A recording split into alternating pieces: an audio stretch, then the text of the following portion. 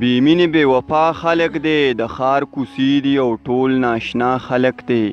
زما د یو تا پسې زړه خوږېږي، کنې په ژوند کې مې بلا خلک دی. ګرانو ملګرو سلامونه مې واخلئ، ستاسو ورور ستاسو ملګری صاحب مانیروال یم. خپرونه ادبي ملګرو کې یو ځل بیا تاسو ته مخاطب شوم په دغه هیله باندې چې روغ به یې، جوړ به یې، خوشحاله به یې او ژوند به کوئ. ملګرو څنګه چې زموږ د پروګرام نوم ادبي ملګري دی، موږ کوشش کوو چې خپل پروګرام ته یو داسې ادبي ملګری راولو، تاسو سره مخاطب کړو چې د هغه نه د خوند رنګ شاعري او خبرې تاسو ته ډالۍ کړو. نن هم راغلی یم یار حسین ډاګی ته، چېرته چې زموږ زلمی شاعر تکړه شاعر اویس ارمان پاتې کېږي چې ډېره موده مخکې م ترې یو پروګرام کړی و، مینوالو ډېر زیات خوښ کړی و. په هغه مینې او هغه کمنټس او هغه کتېدو هغه ویوز یو ځلې بیا راوستي دو، هغه یې زموږ در څنګ کېناست او اویس ارمان را سره زموږ در څنګ ناست راځي چې هغه سره اول یو څو خبرې د هغه د ژوند په اړه باندې وکړو او بیا به ترېنه شعرونه تاسو ته ډالۍ کوو. ارمان صاحب پروګرام کې درته هرکلی وایم. یو جهان مننه کوم صاحب ستاسو او ستاسو د دې ادبي ملګرو، ستاسو د ادبي خدماتو چې تاسو راغلې او زمونږ جونګړې ته مو ښکلا راوبهله. الله پاک مو تل داسې آباد لره چې ادبي ملګرو پسې ګرځئ او د هغې د خدماتو د هغې د لیک لوست ستاینه کوئ. ډېره مننه اویس صاحب، مې کړله مه راکوه. څه دې راوړي دي ملګرو ته به څه ډالۍ کوي؟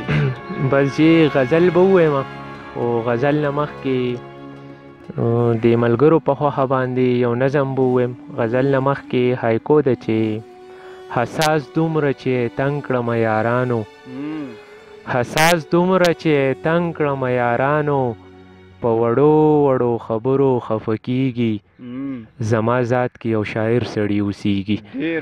او دې نه پس غزل مطلب ده چې د لاس په شنو رګونو دا ترنګه مې توبه، د لاس په شنو رګونو دا ترنګه مې توبه، جانانه ستا د غېږې ستا د څنګه مې توبه، سپوږمۍ ګوته په خوله شوه سره ګلونه په خندا، سپوږمۍ ګوته په خوله شوه سره ګلونه په خندا، خوش رنګه غنم رنګه ستا د رنګه مې توبه.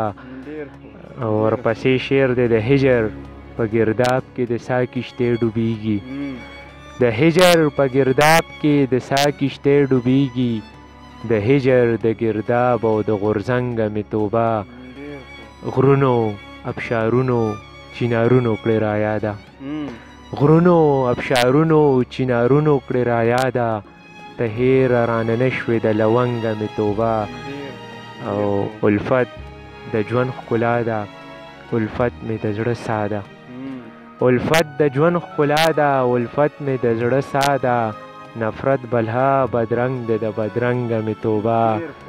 او مقطع ده چې بورا په ګلو مړ دی ستا ارمان په ښکلو مړ، بورا په ګلو مړ دی ستا ارمان په ښکلو مړ، چې مړ په شمه نشي دی پتنګه مې توبه. ډېر ښه ډېر ښه. ملګرو اویس ارمان په ننني دور کې یو داسې لیک کوي چې زه پوهېږم هم نه په شعر پوهېږم، نه مونږ هغه خلکو سره ناستې پاستې کړی دی، خو بیا هم اورېدلی هم دی. خو زما په خیال باندې زه چې اویس ته وګورم، د اویس شاعرۍ ته وګورم، نو زه وایم چې د ده د پیدایش نه د ده دا شاعري 25 کاله مخکې پیدا شوې ده او بیا د هغې نه پس دی پیدا شوی دی او ده سره یې ملګرتیا ده. اویس مینوالو ته نظم هم ووایه ملګرو، اویس په نظم کې هم د کمال در حده رسېدلی دی، ډېر په زړه پورې نظمونه یې لیکلي دي، څنګه چې غزل ښکلی دی، هایکو یې ښکلي ده، داسې نظم هم واورئ او هغه په تاسو باندې پرېږدم، فیصله به تاسو کوئ چې څنګه نظم یې لیکلی دی. اویس یو جهان مننه. نظم ویلو نه مخکې تاسو ووایئ زه په شعر باندې نه پوهېږم، نو ستاسو له په لهجه او ستاسو د شعر پوهې خو زه ستاینه کوم، زه اعتراف کوم، دا ستاسو مینه ده او په ادب باندې پوهه ده چې تاسو ګرځئ او ادبي ملګري راغونډوئ او د هغې لیک خلکو ته مخامخ راوړئ، مینوالو ته مخامخ راوړئ. نظم درته ویم، نظم سرلیک دی پیغله، نن چې ناڅاپه دماکه وشوله، پکې بلها خلکو سرونه بیلل، سمه غوغا وه د قیامت منظرو، ډک د وحشت او د دهشت منظرو، ځان ته مې وکتل خو بچو مزو، دی کې مې خوا کې یو سپین ږیری پروت و، وینو کې داسې لت پت شوی و چې د مخ څېره یې ټوله سره ښکارېده. ما زر رامنډه کړه روچت مې کړلو، سر چې ما جولی کې کېښودنو، بس په سلګو یې راته داسې ووي زما د زړه ټوټه یوازې شوله. دغه خبره لا پوره هم نه وه چې دې سپین ږیرې سترګې پټې کړلې. دې کې ناڅاپه یوه پیغله راغله، نازکه دومره چې ګلونه ترې زار، ښکلا یې داسې تندرونه تیزار، د لوړ قامت دا چنارونه ترې زار، ستوري سپوږمۍ او نښترونه ترې زار.